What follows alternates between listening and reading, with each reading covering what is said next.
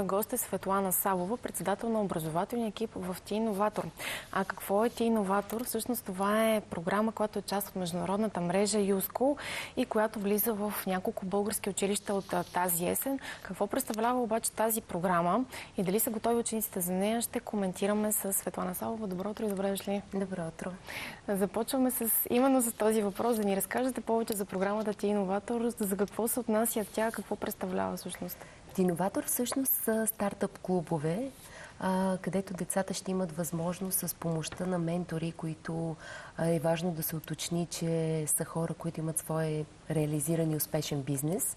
Те ще им помагат децата да открият своя успешна бизнес идея, да я реализират и съответно накрая да представят пред комисия от инвеститори и да намерят евентуално финансиране, да я реализират на практика. Има няколко етапа, които ще се случат през годината.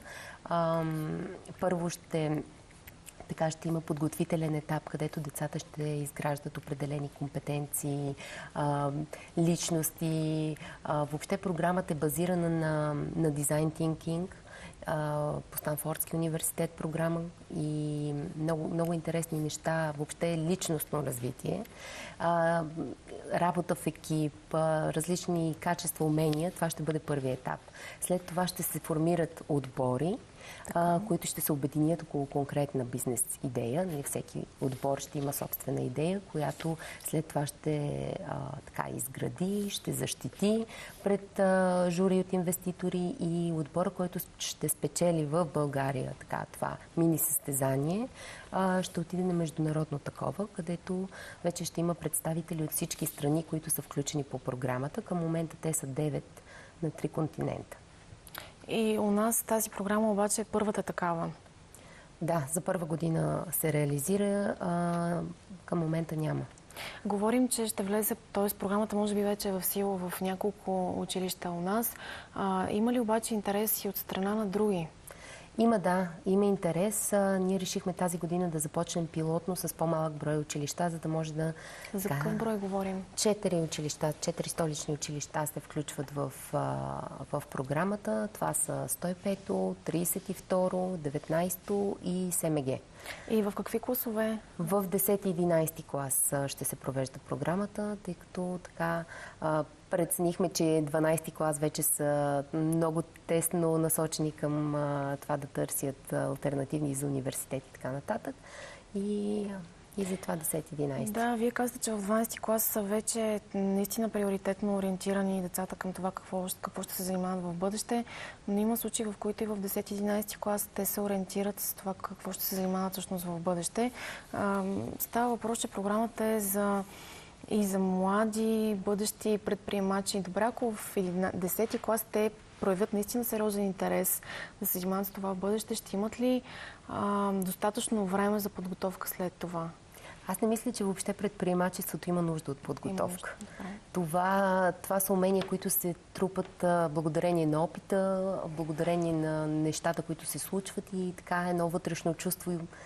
Или имаш усета да го правиш, или не. Това, което ние ще правим по време на програмата е да може да ги насочваме и затова казваме, че нашите ментори ще играят тази роля. Те ще бъдат просто насочващия фактор в процеса. Предприемачеството не е наука в никакъв случай. Съгласна съм. Добре, като обаче имат изградена вече бизнес идея учениците, кой ще помогне за тази реализация на идеята? Реализацията се осъществява с целият отбор, който се обедини около тази идея. Те си ясно е да се каже, че никой няма да върши тяхната работа. Тоест, те ще бъдат поставени в ситуация, в която сами ще я развият, сами ще я осъществят. Менторите и екипа, който стои зад проекта, ще направим всичко възможно да им съдействаме, да ги свържим с необходимите хора, за да може тази идея, ако наистина е смислена, да види бял свят. Говорим, че предприемачеството не е наука, но вие споменахте за умения, които все пак се учат. Умението, например, да работиш в екип. Нещо, което помага със сигурност след това в работата на всеки един от нас. това умение очевидно може вече да бъде и като част от училището и заниманията в училище. Да. Деца в 10-11 клас те първа да се учат да работят в екип. Доколко всъщност е важно това за тях? Много е важно. Много е важно, докато децата са така в активна тинейджърска възраст, те са по-скоро индивидуалисти. Нали, там аз е ориентиран много силно. Да. И е много важно да се научат и да видят, че всъщност с помощта на другите те могат само да спечелят, а не да изпъкнат сами себе си. Много по-лесно се работи, когато имаш някой, който подкрепя това, което правиш и мислите по един начин в една посока. Нещо да кажем повече обаче за програмата в нейната цялост. При нас е за първи път, но със сигурност тя се развива успешно в други страни.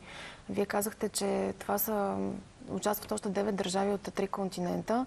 Имате ли някакво впечатление и наблюдение вече от програмата в другите страни? Как се развива до този момент? Да, самата програма стартира в Словения. Нейният основател е Матия Голяр, който в момента в Словения има над 200 клуба, които имат доста успешни реализирани идеи, много хубави и смислени неща. Там това, което също е много, за мен лично много впечатляващо, че президентът е патрон на самата програма и той много активно участва в нещата, които правят децата. На 16 октомври имаш и събитие, на което официално беше представена програмата. Да разкажете и как мина то. Имаше ли интересни представители на бизнес от страна на бизнеса като гости? Да, беше много, много вълнуващо, особено за децата. Аз определям гостите, които присъствах, децата като най-важния фактор в цялата тази организация. Беше много хубаво, много вълнуващо за тях. Те имаха възможност да се видят с самия основател на програмата, той да им разкаже как е стартирал, интересни случки, истории на деца участвали в програмата в Словения и не само в Словения. Плюс това, като гости бях човека, който стои зад финансирането на проекта, Лари Бил. Той водеше със себе си една мини делегация от представители от Силициевата долина, които също разказаха своите истории, как са започнали да реализират бизнес идеи, през какви трудности са минавали. Това беше много, много интересно за децата.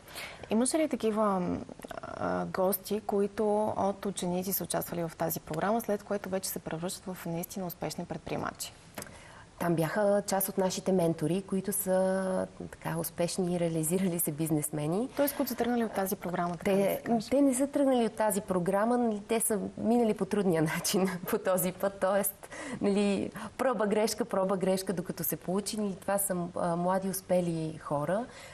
Важно е да се каже, че всъщност по пътя на това да реализираш конкретна идея винаги има и моменти, в които нещата не се получават. И това да преживееш провал не значи да се откажеш.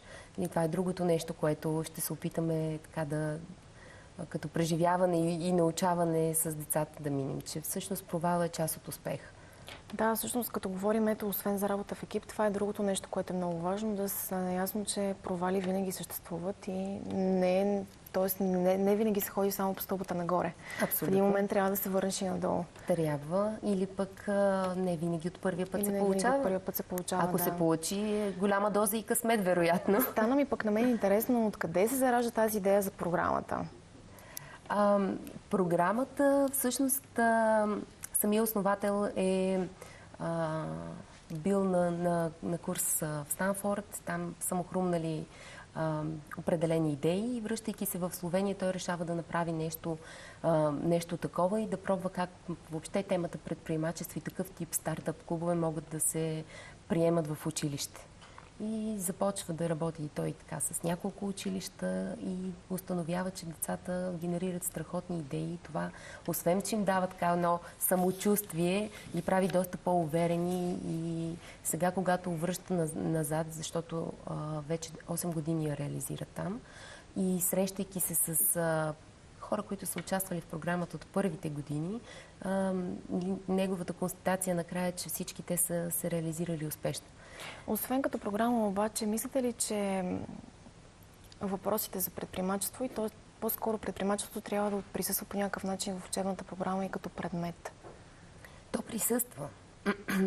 Вече има по някаква форма нали, засегнато и в учебната програма. За никого не е тайна, че в училище се учат страшно много неща, програмите са доста натоварени, много учебен материал, времето не е достатъчно да се... И затова възможност като тази е добра алтернатива за децата. Това са извънкласни дейности, които те в един път в седмицата за 90 минутки ще имат време и така възможност да отделят на това. Естествено, извън рамките на клуба, ако това нещо ги вълнува, ако това е тяхната страст, те ще намерят време да отделят повече. Интересът добре към този предмет в училище какъв е към момента? Нямам наблюдение, да бъда откровен, да. Той е съвсем така отскоро го въведаха технологии и предприемачество като дисциплина, което преди това такава голяма част от предмета се вземаше по домашен бит и техника. Така че нямам наблюдение. Има училища, които имат такива специалности. Едно от нашите училища, 19-то, под някаква форма учат предприемачество и бизнес. Така че ще бъде интересно да видим и въобще съревнованието между училищата, тъй като с много различен профил. Например? Имаме математическа гимназия, имаме езикова гимназия, имаме съвсем обикновена гимназия, имаме и нали, гимназия, която е ориентирана към бизнес и предприемачество. И да видим тези клубове накрая до каква степен, какви идеи биха генерирали. Аз много вярвам в това. Ви просто трябва да видите ентусиазма на децата. Страхотни са. Готови ли са обаче децата за това, което те първи им предстои в програмата? Тук няма готови и не. Готови са. Готови са? Абсолютно са готови, да. Как ви се струва? Имат ли така предприемаческо мислене? Мисля, че да, доста. Ние имахме няколко презентации преди да стартира така програмата. Правихме различни игри, където така правихме определени закачки и игри с тях. Наистина доста креативно мислене, което е само в плюс. Добре, на финала на нашия разговор, като един последен въпрос, бъдещите планове от сега нататък, как всичко ще се развива за вас? Надяваме се да стартира, тя стартира успешно програмата в България и да финализираме успешно, да имаме много хубави генерирани така, идеи накрая, за да може да заведем представители на българските училища в Любляна, там ще бъде финала и от до година се надяваме това вече да може да влезе масово в училищата. Имаме подкрепата от Министерството, така че... Много благодаря за този разговор. Пожелавам и аз успех и на вас, и на децата, и на цялата програма като цяло. Благодаря. Светлана Савова, председател на образователния екип в ТИ Иноватор.